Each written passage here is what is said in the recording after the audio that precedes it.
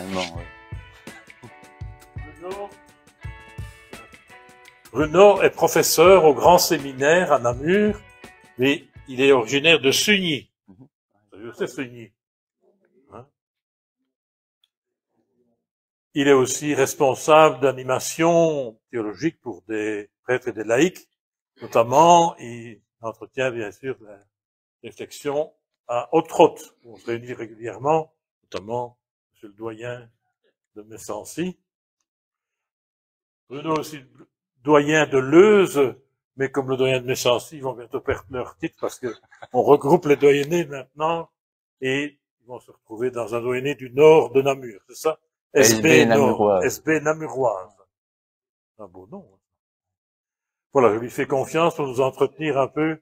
Vous avez reçu des feuilles, lesquelles il va se servir pour nous proposer sa réflexion sur la création et sur son créateur. Merci beaucoup, bonsoir. Je vous propose, pour commencer, de reprendre le Cantique des créatures de François d'Assise pour une prière introductive.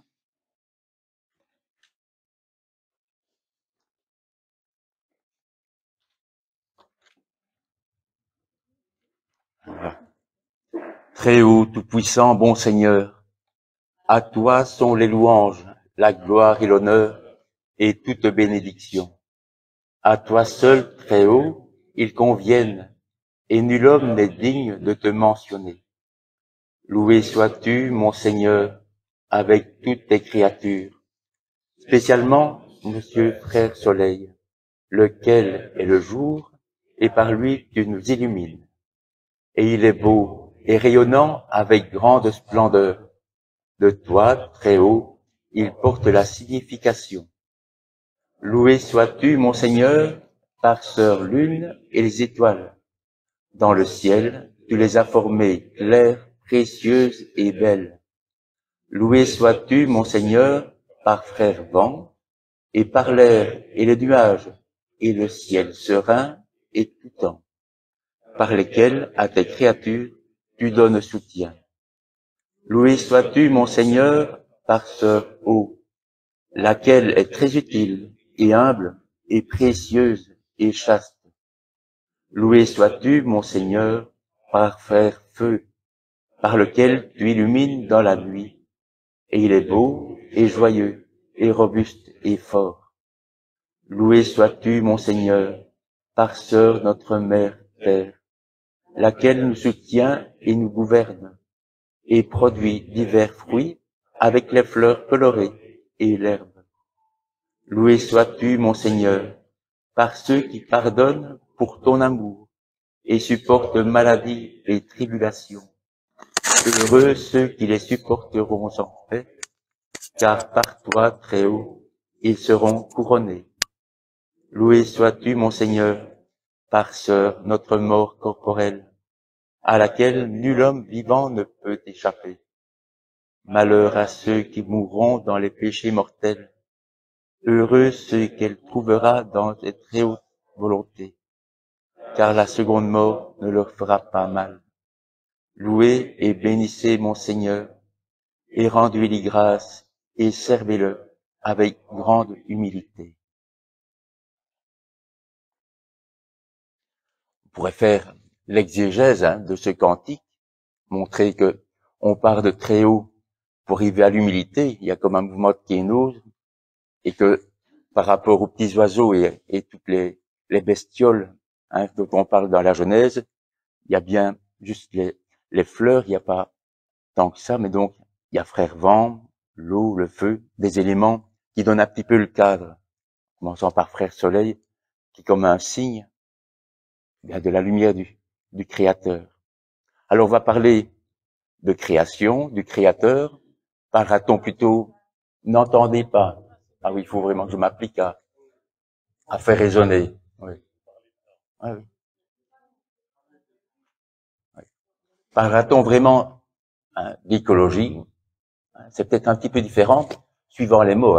La nature, l'écologie, ou bien on parle de la création, du Créateur. Vous voyez, c'est des vocabulaires différents.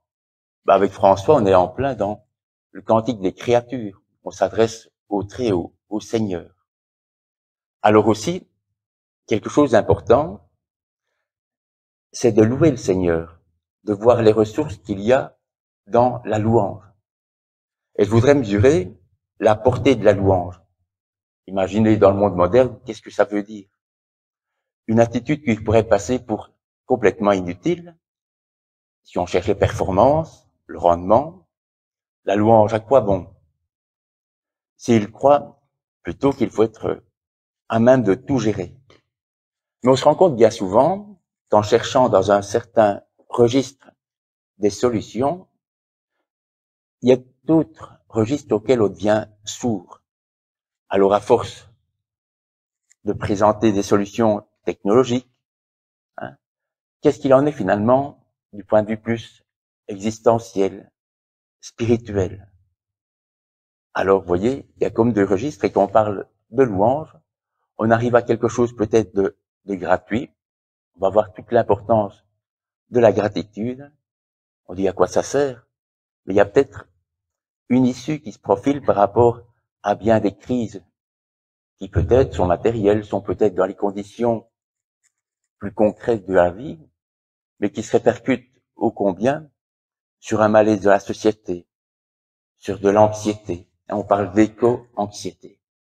Est-ce que les promesses de regard toujours accrochées aux prétentions humaines, on va inventer plein de choses, est-ce qu'on pourrait laisser un petit peu de place à un niveau plus existentiel, qui peut donner du sens et redonner de l'espérance? Vous voyez un petit peu comment, en louant le Créateur, si on dit on peut mieux respecter la création, peut-être en trouvant une manière de vivre plus ajustée à ce qu'elle est, eh bien il y a comme une place à la retrouver pour la prière, pour le spirituel.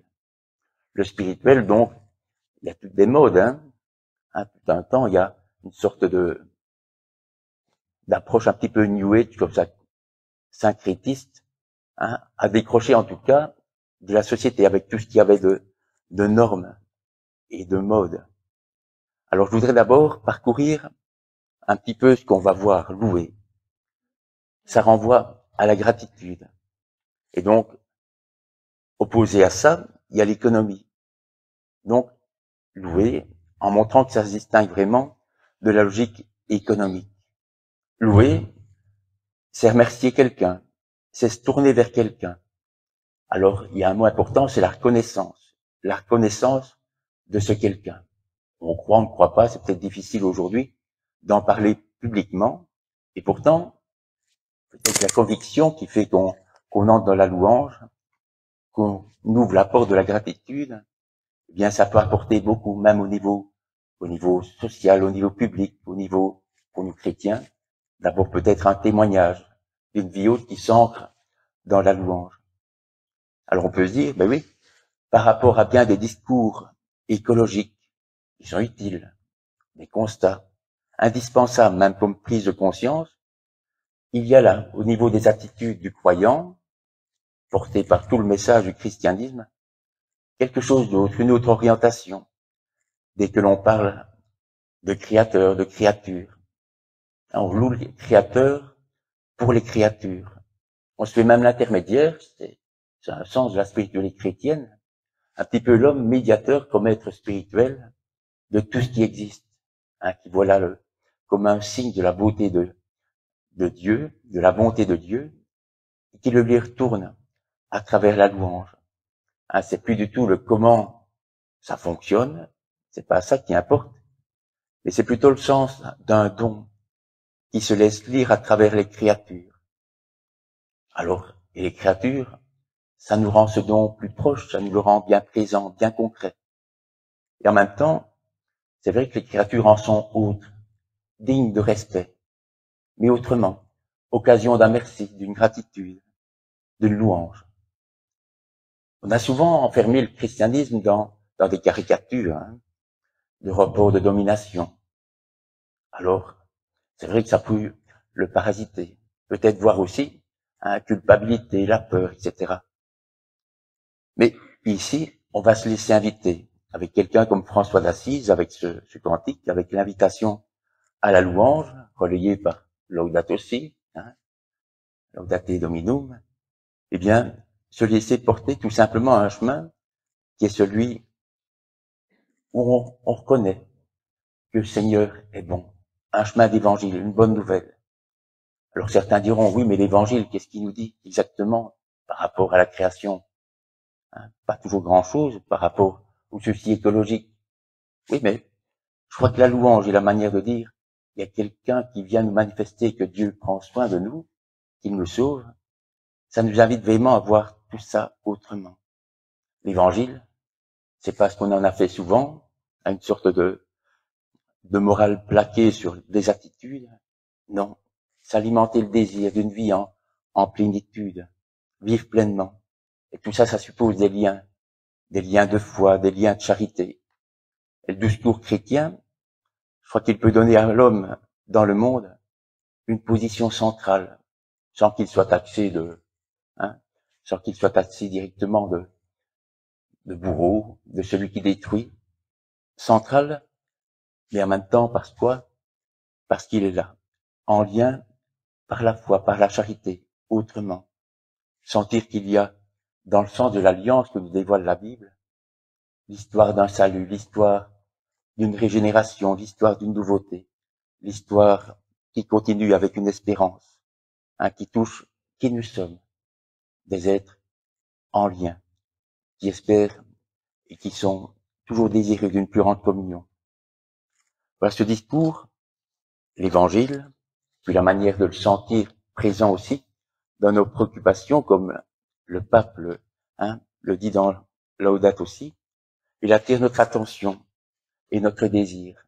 Alors on va dire vers la vie éternelle, oui, ça veut dire autre chose que la survie qui serait rendue possible en modérant la consommation ou autre, vers la vie éternelle, vers une vie en plénitude, vers la vie avec la vie divine, avec le Créateur.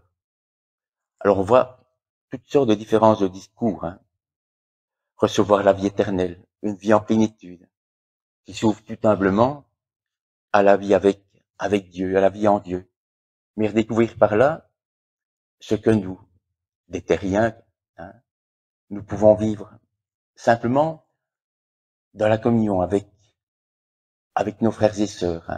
Quand on parle de la maison commune, dans Laudate aussi, c'est bien de ça qu'il s'agit, tous les liens de charité qui sont réinventés, mais dans les conditions concrètes, c'est-à-dire avec des crises au niveau du climat, avec un souci de ce que les uns et les autres ont comme condition, puisqu'on dépend quand même de la nature, de l'environnement. Oui, il faut bien faire avec le monde d'aujourd'hui, et se dire comment ces questions qu'on se pose pour l'instant au niveau de l'écologie, survivre, mais mieux que ça, essayer de témoigner que la vie est plus que cela, comment dans le monde d'aujourd'hui, on peut vivre cette reconnaissance d'un plus, d'un beaucoup plus, et d'abord du chemin qui en fait découvrir la source pour nous, le Seigneur. Ce qui peut nous parler, c'est par exemple la manière dont François d'Assise, donc, prend le terme de frère, de sœur, pour dire sa proximité avec toute chose créée. Comme créature, eh bien, il est tout humblement dans le même rapport avec le Créateur que frère Soleil ou que sœur Lune, que le vent, la pluie, que l'eau, les fleurs. Louez, bénissez mon Seigneur, rendez-lui grâce, servez-le avec grande humilité. Sans trop développer, on pourrait passer, parce qu'on est là dans quelque chose de bien ancien, toutes les mentalités qui vont se montrer, plus ou moins en lien avec la tradition chrétienne, mais parfois épuisant vraiment, et d'autres fois taxer un petit peu, c'est le christianisme là, mais en même temps, en étant quand même à l'écart de l'évangile. Ce que je pointe par là, c'est par exemple un livre comme celui d'un historien américain, Lynn White, qui essaye de faire valoir que vraiment le christianisme est ce qui a déclenché, ou ce qui est vraiment la source d'une de la crise écologique. Se dire, on spiritualise, on met à distance du monde, du cosmos, l'homme est au centre, et finalement, ça aboutit à quoi? À une crise comme celle d'aujourd'hui. Vrai, faux, il y a tout un procès là. C'est à cause donc du christianisme qui aurait bourré dans les esprits que l'homme était supérieur, qu'il pouvait dominer, qu'il pouvait tout faire. D'autres diraient que c'est l'inverse, parce que l'homme s'était trouvé mis par Dieu dans un rôle qu'il faisait ressembler à Dieu dont il est l'image. Alors si on est plus fin, qu'est-ce qu'il est le Créateur? C'est celui qui veille, c'est celui qui donne la vie, c'est celui qui prend soin. Toujours un vaste débat. L'écologie s'enracine aussi dans ces histoires de mentalité, de la manière dont le message chrétien, parfois, il est vraiment en phase avec un élan d'une alliance où tout est vraiment uni. Et d'autre part, c'est un petit peu de la morale. Attention, il faut, et on ne se rend pas compte du débat de manière beaucoup plus large. Puis j'avais envie de repartir par le cantique des créatures. Alors le 4 octobre, et la fête de Saint-François nous y oblige aussi. Parce que c'est vraiment, à travers François, une figure importante pour viser une paix de l'être humain avec la création. Quand on parle d'une fraternité qui est inspirante pour toutes les crises, les crises qu'on traverse. Et si on parle d'écologie, je crois qu'il faut sans doute se souvenir de ce que c'est. À nouveau, si on dit à travers l'histoire, il y a pas mal de figures de ce qui peut être associé à la tradition chrétienne. Et puis aussi, écologie, ça veut dire une science qui regarde tous les cycles des éléments de base de la vie, mais aussi bien souvent maintenant l'influence de l'homme, plus ou moins forte, plus ou moins reconnue, pas assez assumée, avec la responsabilité quand on ne prend pas le temps de vraiment mesurer la valeur des choses. Alors j'ai commencé par dire l'importance de la louange, la spiritualité. C'est là qu'on va essayer de voir, mais comment l'écologie peut-elle accueillir en elle une dimension spirituelle? On va le voir dans Laudato Si. Une écologie, ou plutôt une spiritualité qui rejoigne l'écologie. Comment elle peut avoir jusqu'à, interférer avec l'attitude économique de l'homme. Parce que peut-être, on ne croit qu'à moitié ce qu'on dit du prix en usage des biens et des services. L'économie d'une chose, oui, mais qu'est-ce qui va être le plus fort par rapport à la spiritualité qui ferait voir toute chose créée comme un don, plutôt que la valeur d'usage des choses dont on a besoin. Jusqu'à quel point, donc, la spiritualité peut-elle jouer vraiment un rôle? Et par là, comme une porte dans laquelle on va essayer de sortir et de traverser les crises. Faut-il croire que l'homme, qui pour produire, tâche de réduire les coûts de production, faut-il croire que l'homme est cela? Ou bien, avant tout, miser sur l'homme qui, avec le cœur plein de respect pour ce qu'il reçoit, se sent responsable de ce qui risque de disparaître et en vient davantage à discerner en se posant la question, à quoi ça sert? Quelle est la réelle utilité de tous ces besoins que sont inventés, que nous nous sommes inventés dans le monde? Je suis tombé sur un livre dans les années 70, Small is Beautiful, Ernst Schumacher, donc un économiste d'origine germanique, le nom le dit, qui s'est converti dans les années 70, juste avant ce livre-là, au christianisme, et qui est un petit peu déboussolant si on s'attend à avoir des propos économiques. Il parle souvent d'une méta-économie, essayer de donner du sens à ce qu'on peut vivre. Je crois que j'ai sauté un passage de Laudato Si. Molly Beautiful. Alors, qu'est-ce qu'il nous dit, cet économiste un petit peu particulier? D'abord, il fait douter vraiment des valeurs qui sont déterminées par l'offre de la loi et la demande. Et puis surtout, il se pose vraiment la question, mais comment on intègre le fait qu'il y ait des biens qui ne sont pas renouvelables.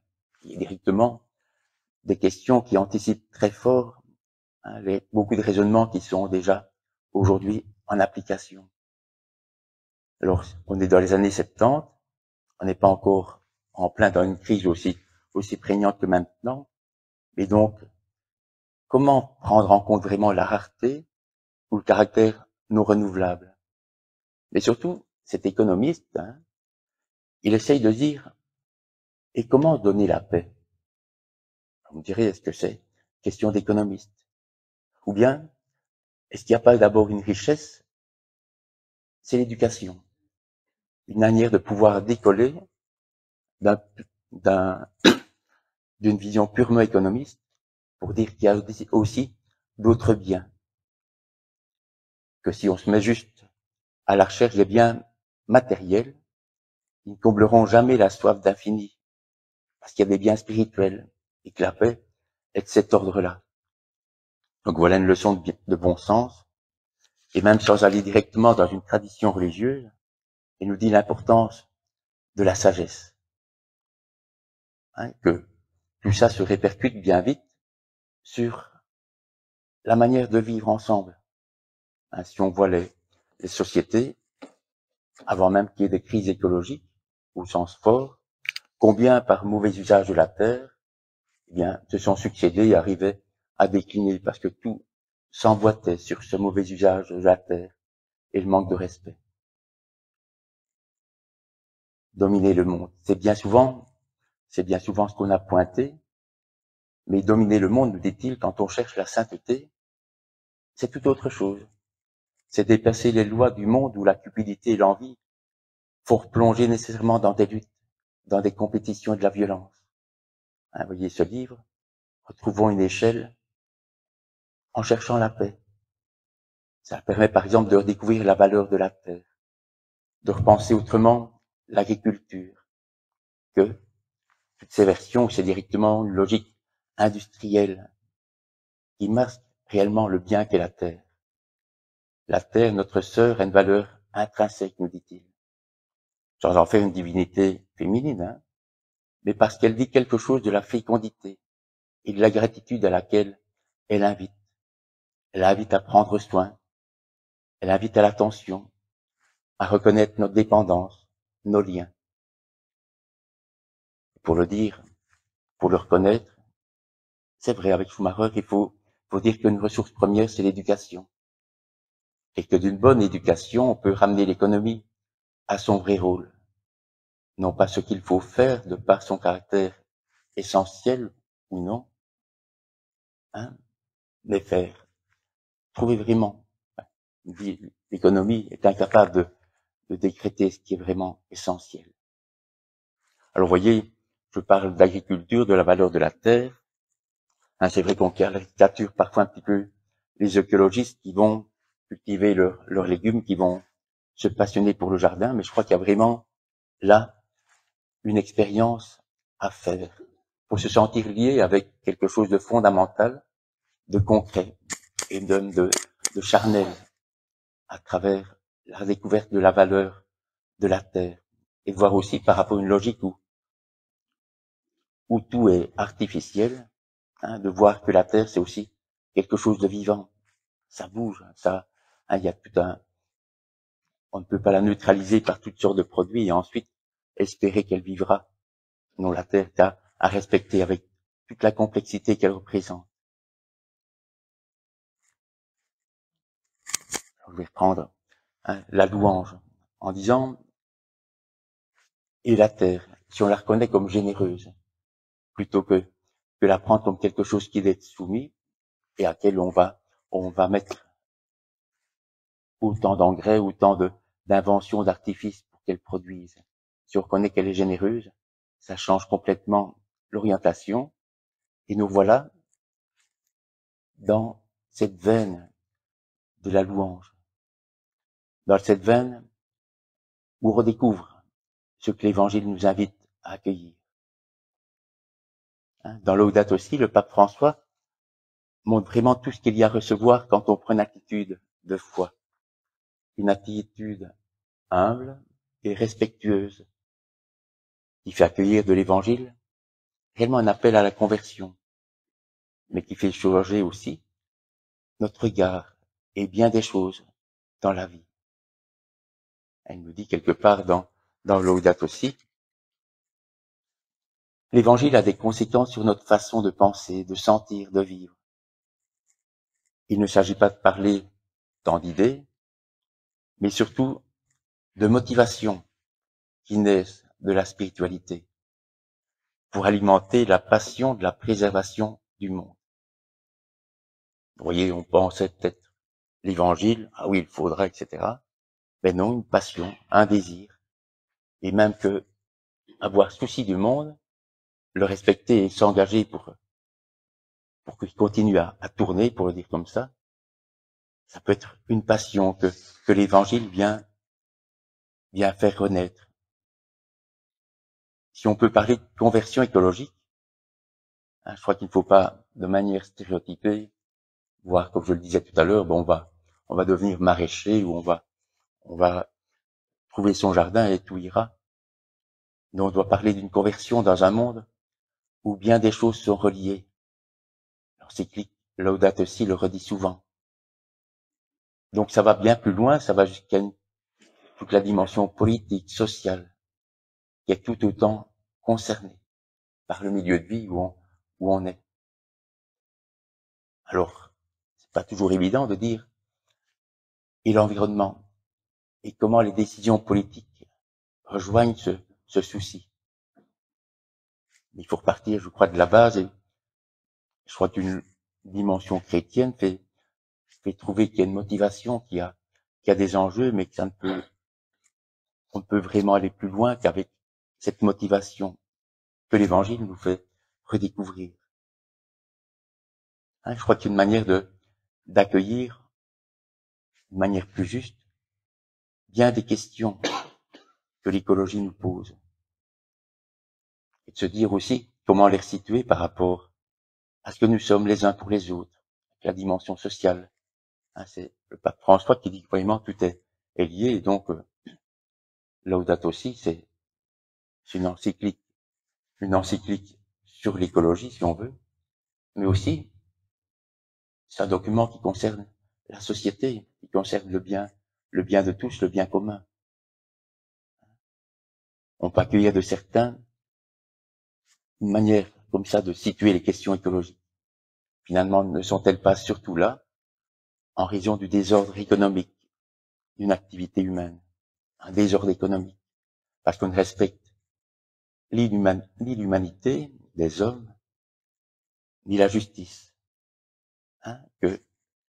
qui va avec, ni l'humanité qu'alors l'activité humaine doit intégrer par rapport à l'environnement. Alors, parmi les chrétiens, qu'est-ce que ça veut dire, l'écologie? Oh, c'est peut-être pas leur truc. Peut-être des gens qui sont défaitistes, qui disent, on a dépassé l'âge de prétendre changer quelque chose. Il y a aussi peut-être de la passivité. Alors, on se conforte dans le vague espoir qu'on finira par trouver une solution, mais en disant qu'est-ce que l'évangile peut échanger.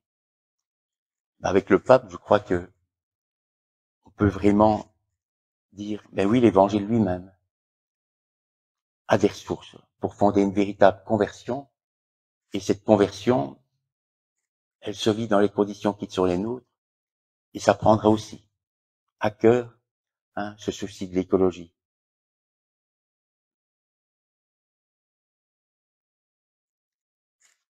Voilà, petit extrait de Laudato Si, je pense. Je regarde si c'est le même. J'ai déjà commencé. D'autres sont passifs, je commence à la 5e phrase. D'autres sont passifs. Ils ne se décident pas à changer leur habitude, ils deviennent incohérents.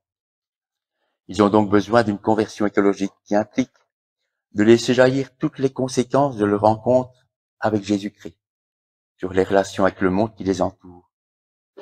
Vivre la vocation de protecteur de l'œuvre de Dieu est une part essentielle d'une existence vertueuse. Cela n'est pas quelque chose d'optionnel, mais un aspect secondaire dans l'expérience chrétienne. C'est ce que dit donc le pape, numéro 217 de Laudato Si. Alors le dire, ça vient après tout un constat sur le désordre économique, le désordre écologique, toutes sortes de crises, des crises humaines qui touchent vraiment le rapport de l'homme au monde. L'encyclique Laudato Si le fait.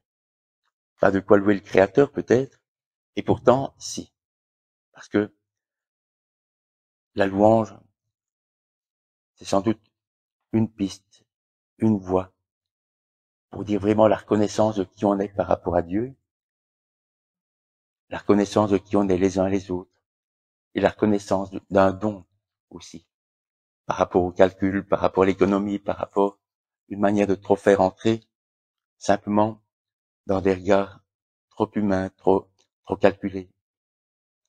Alors, il y a Laudato Si, et c'est vrai qu'on peut trouver d'autres sources, et c'est quelque chose de fort, que même dans des mentalités moins religieuses, d'autres regards sur le monde, on prouve aussi comment s'allier pour cette même responsabilité. Alors, on ne va pas faire un grand parcours historique, voir toute la naissance de l'écologie, mais je prendrai simplement pour preuve un sociologue, il est décédé il y a récemment, Bruno Latour, qui écrivait un article dans la revue Esprit, Adam, où es-tu? Donc, un titre un peu évocateur, la chute, que se passe-t-il? Il veut dire, peut-être nous interloquer, nous interpeller dans un contexte chrétien, parce qu'il parle de la prédication. Oui. Maintenant, de quoi s'agit-il si on parle de l'évangile, d'un salut? On a peut-être décollé un petit peu souvent à voir la nature comme quelque chose d'extérieur, mais on ne peut plus le voir comme ça. Nouvelle révolution, l'environnement où nous vivons n'est pas à voir de l'extérieur, il dépend de notre action. Ce n'est plus la matière inerte qui s'oppose à la matière vivante, c'est une matière qui dépend de l'action des vivants, et en particulier de toutes les transformations que lui fait subir l'homme. Alors il parle de crise. Crise donc, au sens, il y a comme un éclairage qui vient d'une situation qui touche, qui affecte profondément. Donc, c'est vrai que nous sommes sur la Terre dans une zone critique. Au sens du mot critique, pour les zones où nous vivons, la prédication évangélique en ajoute un, dit-il. La Terre habitable doit être regardée comme une zone critique. Tout simplement, elle est le seul lieu du salut. C'est-à-dire non seulement là où se joue l'histoire du salut, mais plus encore ce par rapport à quoi il s'obtient ou se perd. Et par là, le lieu du discernement et de la décision ultime. On réfléchit un petit peu, donc se dire, ce qui est en jeu, c'est une valeur de la terre comme telle. La terre habitable, se dire qu'il nous met en question vraiment par rapport à notre possibilité d'y vivre. Tout ça, ça demanderait de faire un petit peu le parcours de toute l'évolution du rapport de l'homme au monde. Se dire, la naissance des villes, ça fait que c'est tout un monde humain qui fait regarder la nature comme quelque chose d'extérieur. Mais on imagine que il y a toujours des personnes au long des siècles qui sont restées très proches de la nature et ne parlaient pas de la nature comme telle. Ils étaient intimement habitués à voir la succession des saisons, à voir les plantes et les animaux. Mais donc, ce rapport d'extériorité, on a en sortir vraiment quand on mesure l'impact de notre action. Puis, quand on mesure aussi au niveau du monde les effets cumulés. Donc, vous voyez, un autre rapport à la nature.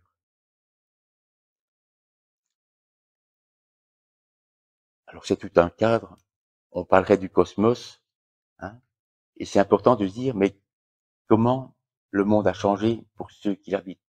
Alors peut-être ici, je parle de monde, je parle d'environnement, je parle de nature. Il faut peut-être revenir au point de vue croyant et de se rappeler, ben oui, mais tout à l'heure on partait en parlant de création.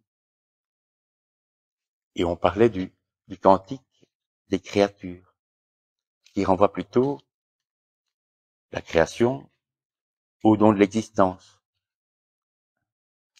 La création, c'est le don de l'existence plutôt que d'imaginer cet acte de Dieu, hein, que dans notre logique, on aurait bien souvent déformé en le voyant comme étant en train de calculer, de concevoir.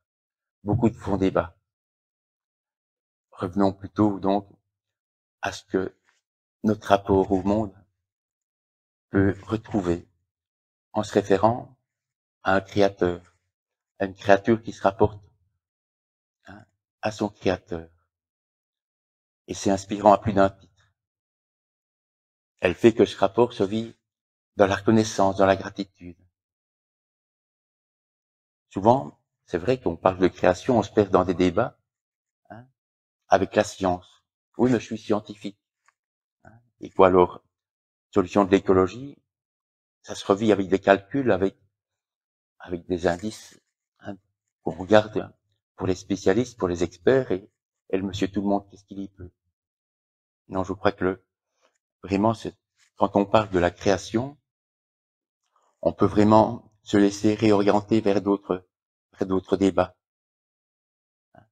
Que signifie ce créateur alors qu'il fait alliance? On doit surtout parler de la vie et de tout ce que la vie peut signifier pour un être comme l'homme. Hein. On l'entend quand elle fait se demander, la Bible, eh ben, quelle est la valeur de l'homme par rapport à l'environnement dans lequel il vit? Hein. Aujourd'hui, on va entendre des mots comme attention, l'anthropocentrisme, l'homme placé au-dessus de tout, l'homme qui devient alors le bourreau, l'homme qui risque de devenir celui qui perturbe tout. Alors, à nouveau, c'est un petit peu ce genre de procès qu'on doit relever. Hein. Comme chrétien, comment être crédible si on nous taxe directement d'être plus encore responsable que d'autres civilisations? On parle de spiritualité, parfois on a l'impression que on a comme un défaut par rapport, je sais pas, aux animistes, à d'autres qui vivent des spiritualités, comment s'y retrouver par rapport à ce qui paraît plus clean, par rapport aux dégâts. Sans doute il faut replonger dans la Bible, hein, dans cette histoire d'alliance avec le Seigneur, retrouver par exemple comment le sabbat chez les Juifs, ça veut dire une manière de décoller de l'activité, de se reposer, de laisser la terre se reposer aussi. Donc, il y a toutes des pistes pour retrouver vraiment, déjà dans la Bible, de quoi avoir un rapport plus ajusté à la terre, à la planète, aux ressources naturelles. Alors la théologie, hein, pour dire ce mot, ce regard, cette manière de recevoir, hein, de se recevoir dans la foi, je crois qu'elle peut aussi nous inspirer pour respecter les relations fondamentales homme-nature. Alors c'est vrai, c'est un regard de foi, c'est un appel pour une chose espérance, hein, pour dire aussi les liens, mais qui est de la charité. Alors comment le faire passer dans un monde économique, quand on nous taxe surtout de la menace écologique, des crises, se dire à quoi bon? À quoi bon alors faire passer un tout autre point de vue, louer le Créateur? C'est d'avance un petit peu parce que j'ai trouvé. Je vous proposerai donc quelques pistes à partir d'un livre qui parle des 4 sens de la nature. De quoi s'agit-il? C'est comme une transposition d'une doctrine, d'une tradition plutôt d'interprétation de la Bible, qui fait valoir 4 sens de l'écriture. Alors on fait valoir qu'il y a l'histoire qui est racontée, qui a aussi un sens allégorique. Il y a des symboles, il y a des figures qui font penser à d'autres personnes qui ont pensé au Christ dans l'Ancien Testament déjà. Il y a le sens tropologique, hein, qu'on a souvent associé avec la morale, avec ce qu'il faut faire, avec une manière d'indiquer ce qu'il faut faire. Il y a aussi un sens anagogique, un petit peu pas très courant, mais donc pour dire, est-il une espérance vers quoi on se dirige? Comment ça va porter un accomplissement?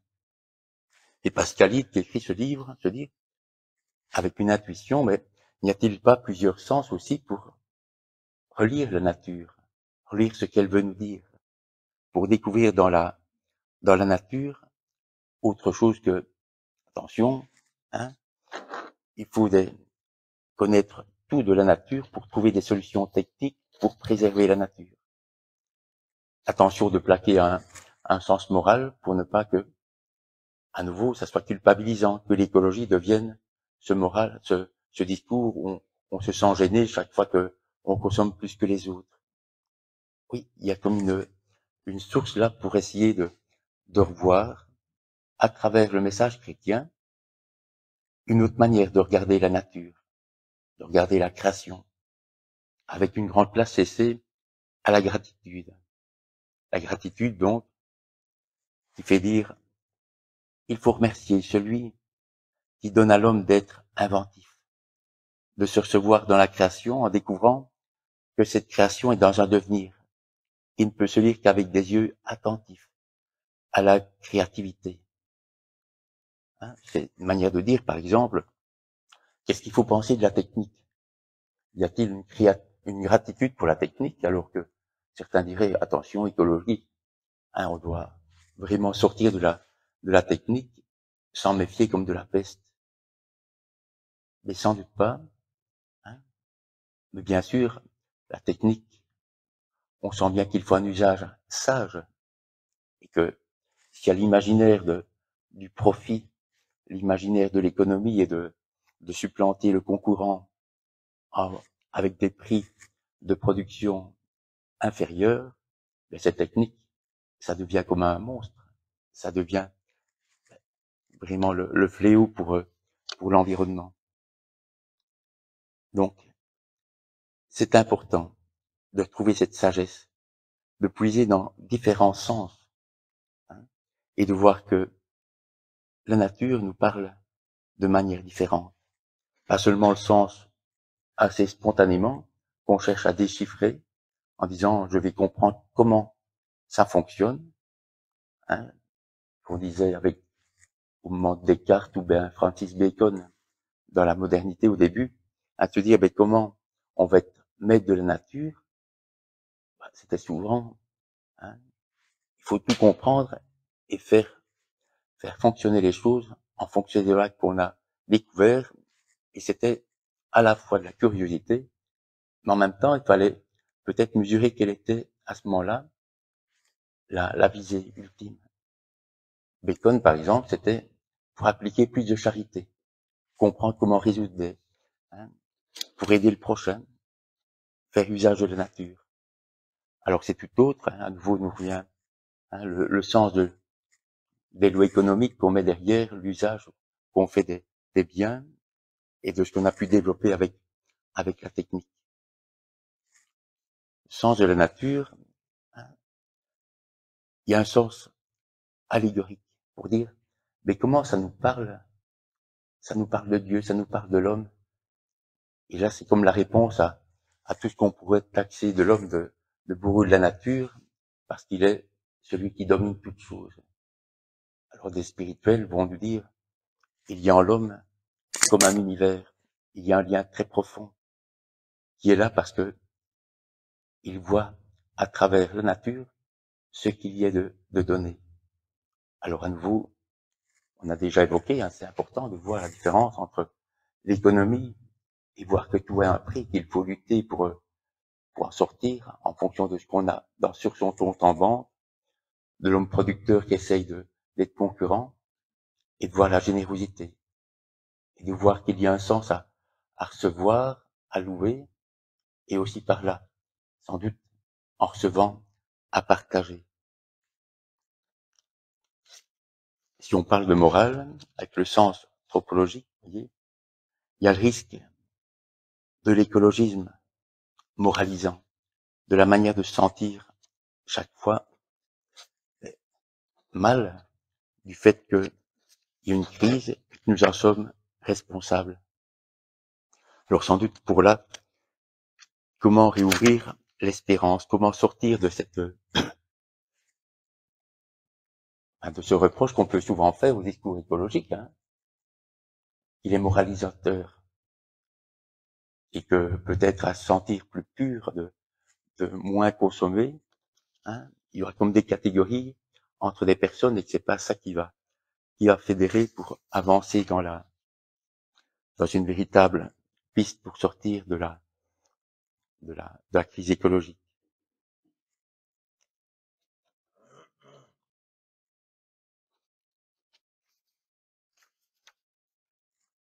Il y a des travaux qui essayent, tout un travail de trouver vraiment les liens.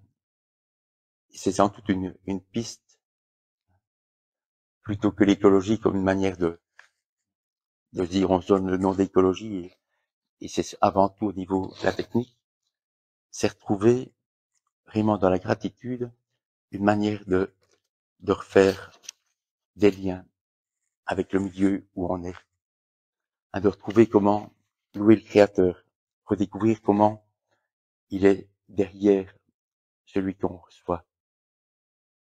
L'harmonie de l'homme avec la nature, hein, sans doute, c'est rentrer dans ce rapport de reconnaissance, une manière de nous approprier les dons qu'il nous donne.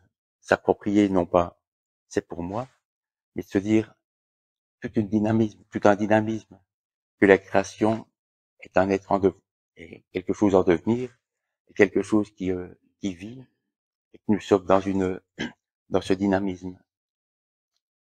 Vous voyez, c'est comme une dignité de l'homme, hein. Quand on dit, ben l'homme, il était au sommet de la création, mais sa noblesse, c'est peut-être ce qui l'oblige, en fait. Ce qui l'oblige à être respectueux. Et de la création, et puis des autres. On peut se demander, ben, cet anthropocentrisme, la manière de mettre l'homme au centre, de se dire, on est une espèce supérieure. Est-ce que c'est un péché? Est-ce que l'homme, quand il se prend pour la mesure de toute chose, est-ce que c'est aussi une erreur complète? Je crois qu'il y a une grosse différence à parler ainsi, de manière générale, en fonction de ce qu'on met derrière le mot Dieu. Et aujourd'hui, c'est peut-être à respecter aussi, faire attention, la manière dont ce mot Dieu, ou la foi, ou la religion, peut être perçu. Il y a une évolution qui va là aussi, dans la manière dont, sans doute, des textes traditionnels qui avaient une portée, peuvent être comme, directement mis de côté parce qu'il y a toute une histoire où, réellement, ce mot Dieu, ou l'attitude de foi, ne porte plus la même signification. Je crois que ça dépend un petit peu du témoignage qu'on peut donner, comme chrétien, de notre vie.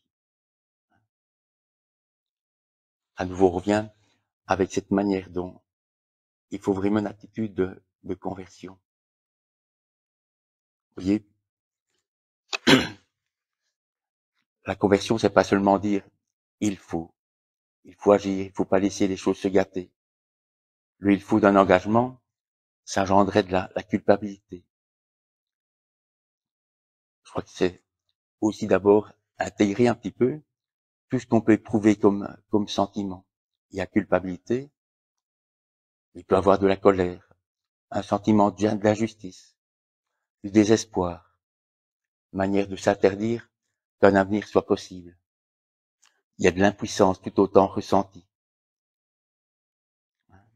Donc l'attitude de conversion, elle passe par là aussi, de se dire mais où on est, et de respecter, s'entendre et partager les sentiments qui peuvent nous rendre malades.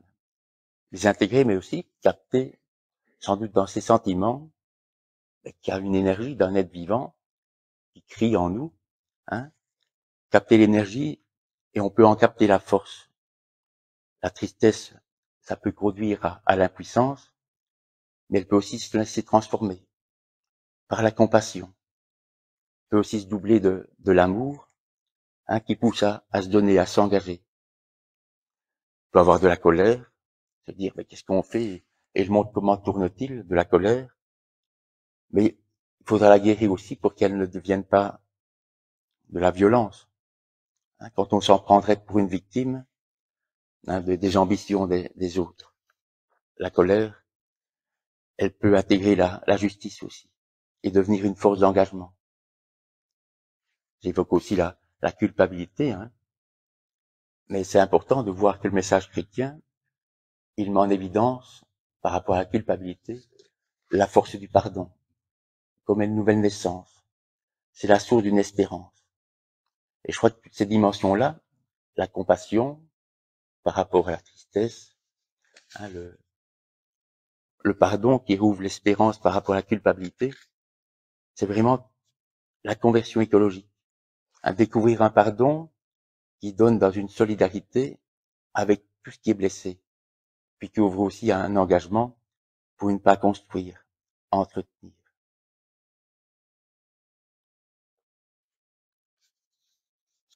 Si je fais un petit peu un survol de ce que j'ai raconté, je pense que c'est vraiment la louange, la gratitude qui revient comme un fil conducteur. Donc, à quoi ça sert de louer?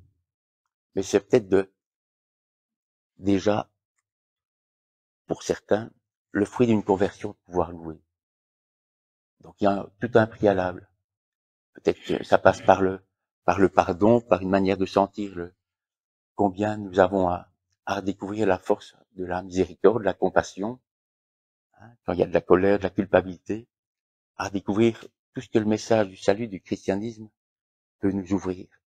Et puis alors, vraiment découvrir l'évangile, cette bonne nouvelle, pour louer. Et louer, redécouvrir dans la louange, cette manière d'être dans la reconnaissance avec ce qui est donné. Vous voyez, j'ai insisté un petit peu au début, ce qui est donné par rapport à l'économie, par rapport à tout ce qui est dû. Je crois que c'est aussi quelque chose de fondamental. Retrouver le sens de la nature, une nature à respecter, mais aussi parce que il y a quelque chose d'un dynamisme dans la nature. Les anciens la vivaient comme ça. Nature, ça veut dire ce qui avait ses lois propres de fonctionnement par rapport au monde artificiel où c'était l'homme qui chaque fois a montré que c'était lui qui construisait tout de manière artificielle. Et a vraiment retrouvé cette connexion avec la nature. J'ai évoqué Saint François d'Assise. Je terminerai peut-être par donner des pistes d'autres figures spirituelles qui peuvent être inspirantes et donner à une spiritualité à la fois écologique et en même temps chrétienne, et bien des pistes pour trouver toutes les ressources et toute l'inspiration d'un engagement, d'une juste, une sorte de manière de se réajuster dans le monde. Quelqu'un comme Hildegard von Bingen, par exemple. Alors, on dirait, c'est une visionnaire, elle avait une inspiration comme ça qui n'est pas donnée à tout le monde, mais elle est assez pertinente, assez inspirante sur bien des points. Sur le dynamisme, par exemple. Sentir qu'il y a des images pour dire le lien, la vie dans un homme ou la vie dans une plante, il y a quelque chose du même ordre. Et donc, il y a comme une communion, par la vie, elle appelle ça la virilité, sorte, on voit la sève qui monte, se dire, on n'y est pas insensible. Et donc, ça donne comme une proximité, un respect tout autre. Elle parle de miroir aussi, comme une manière de laisser refléter dans une réalité bien autre chose. De se dire que la contemplation, c'est une manière d'ouvrir peut-être nos yeux à ce qui peut se refléter dans toute créature pour montrer le créateur, mais avec une image très forte aussi. On pense à la photosynthèse, les plantes qui trouvent leur consistance par le soleil, la photosynthèse. Se dire la contemplation, c'est peut-être aussi ce qui va nous faire capter comme une consistance intérieure à partir de, non plus de la lumière, mais de l'amour, à travers tout ce qui peut nous mettre en communion. Qu'on pense peut-être aussi, je terminerai par quelqu'un d'autre, Romano Guardini, on le connaît beaucoup pour les introductions à la prière, pour des livres vraiment spirituels. Il a aussi un livre sur la fin des temps modernes et puis sur la puissance qui traite de la technique. Et ce qui est vraiment intéressant, c'est de dire, avec un regard très qui brasse toute l'histoire, de dire il y a peut-être des époques qui sont plus chrétiennes, au Moyen Âge, mais non, parce que chaque fois c'est les mêmes choses, c'est-à-dire la révélation, l'histoire sainte, nous fait pointer les mêmes risques de déviation, et chaque fois c'est une conversion dont on a besoin. Ce qu'il montre souvent aussi, c'est le caractère personnel. Donc c'est vrai qu'avec la technique, on vient peut-être à perdre la prise de conscience de l'action, la prise de conscience d'une juste relation plus intime, plus concrète avec les choses. Le monde devient plus artificiel et qu'il y a peut-être un risque de décoller notre perception de ce qu'est la création, les créatures, la nature. Mais tout ça n'empêche qu'il n'y a pas une époque meilleure que les autres, et chaque fois c'est la même conversion qui peut dire que s'il y a une crise, ben, il faut croire que dans la foi c'est chaque fois le même tournant qui peut se vivre d'un après, d'un après qui fait regrandir dans une paix nouvelle. Donc voilà quelques-uns, c'est pas les seuls.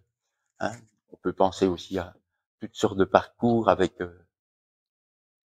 ici, parcours spirituel, conversion écologique, la paix de Laudate aussi, en visant un petit peu avec Saint Ignace de Loyola, avec la tradition jésuite. Puis ça nous fait dire, redécouvrir un petit peu à nous réconcilier avec la nature pour entrer dans une attitude de gratitude, de louange.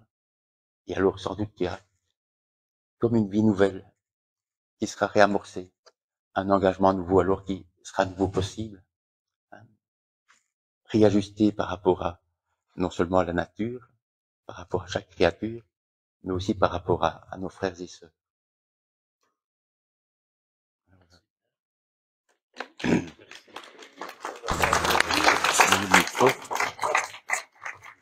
Merci à Bruno donc, de nous avoir un peu mis sur le chemin d'une certaine réconciliation à opérer en nous-mêmes et entre nous pour que le monde, comme disait un des slogans, un des thèmes de la fraternité, un jour, disait, pour que le monde tourne plus rond. C'est ça?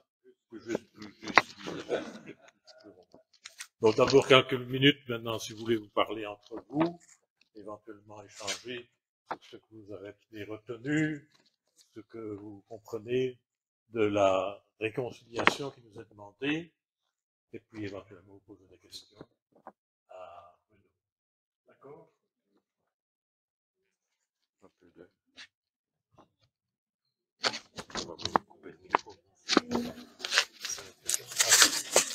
Est-ce que je peux vous demander, pour les internautes, de nous présenter les livres que vous avez proposés ce soir? Ah oui, ouais. Donc, il y a un article d'un historien américain, Lynn White, qui a marqué vraiment un gros débat, à savoir qu'il prétendait que le christianisme était vraiment coupable, responsable pour une grande part de la crise écologique actuelle. Lynn White. Le livre est très bien présenté par Dominique Bourg, qui est très engagé, un philosophe très engagé. Ensuite, alors, un classique de l'économie, mais d'une économie qui est tout autant ouverte par une méta-économie, par un sens de ce qu'est l'économie et de lui redonner une place concrète à l'économie, c'est Ernst Friedrich Schumacher, Small is Beautiful.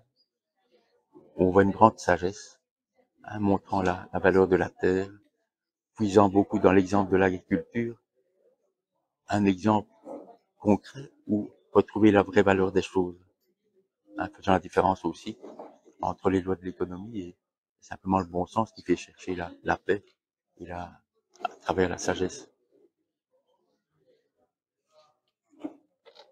Penser la création pour penser que Dieu a créé. C'est intéressant par exemple dans une série, Dieu pour penser, de prendre le volume sur le cosmos, donc d'Adolphe Guéchet, qui montre vraiment que la création, c'était la création en devenir, c'est en devenir et Dieu a confié quelque chose en devenir à l'homme pour qu'il en prenne soin et qu'il se retrouve lui aussi dans ce dynamisme d'un devenir et d'une création. Alors, petite présentation d'Hildegard von Bingen, Agine Pernoud, un regard historique très complet qui montre aussi ses différentes œuvres. Donc, des visions avec une portée théologique, mais aussi quantité de recommandations sur la cuisine, sur le jardinage, sur la diététique, la médecine, mais qui montre que c'est un esprit tellement universel que tout se trouve associé, tout se trouve lié. Elle dit quelque part, c'est un petit peu comme l'homme, c'est un petit peu que lui qui fait une symphonie de tous ces registres de l'existence. Je montre aussi l'exemple d'un livre qui s'inspire, disons, d'un parcours comme celui des exercices spirituels et qui le transpose pour une conversion écologique, en puisant aussi sur des extraits de Laudato Si. Un livre très intéressant que j'ai évoqué tout à l'heure, de Pascalide, avec cette intuition que une manière d'interpréter la Bible, s'entend bien qu'il y a différents types de discours, et cette manière peut être judicieuse pour regarder la nature des différentes manières, comme le scientifique le regarde, mais aussi comme un croyant peut y découvrir quelque chose de Dieu, avec une attitude morale, mais aussi avec une espérance, et avec toute une sorte de débat aussi, plutôt de débat avec les attitudes que l'on voit souvent. Est-ce qu'il faut refuser que l'homme soit une espèce différente, l'égocentrisme, et développant très fort le sens de la gratitude en vue de réamorcer l'espérance. Justement, vous parlez d'espérance, le climat ambiant, quand on parle du climat et de la situation climatique d'aujourd'hui, est plutôt de parler de pessimisme. Et là, vous mettez l'accent sur l'espérance. Quelle est la balance entre les deux aujourd'hui pour le chrétien? Disons que l'espérance est vraiment à distinguer de l'espoir. L'espérance, c'est quelque chose que l'on reçoit quand tout semble perdu. Mais réamorcer l'espérance, c'est peut-être d'abord pour capter ou se situer au niveau où on peut accueillir. C'est peut-être d'abord désamorcer tout ce qui vient nous refermer, rompre les liens. Vous voyez, donc l'espérance, si on dit c'est une vertu qui vient comme un don des autres et de Dieu, du Seigneur, alors il faut d'abord voir tout ce qui peut nous couper de lui, si c'est la culpabilité, si c'est la tristesse, si c'est la colère, et réamorcer peut-être ce travail de lien. On parle beaucoup de travailler les liens.